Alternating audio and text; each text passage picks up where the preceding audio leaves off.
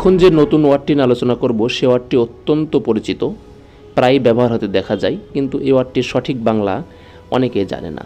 তো ভিউয়ার্স, চ্যানেলটি যদি সাবস্ক্রাইব না করে থাকেন তাহলে চ্যানেলটি সাবস্ক্রাইব দিয়ে সাথে থাকুন এবং বেল বাটন অল করে দিন।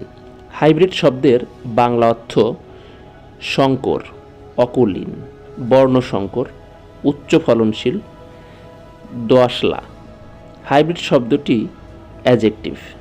সিনোনিম বা সমার্থক শব্দ: ক্রসব্রেড, লোমি, of mixed breed, bastard, half breed, mongrel, হেটারজেনেইটি।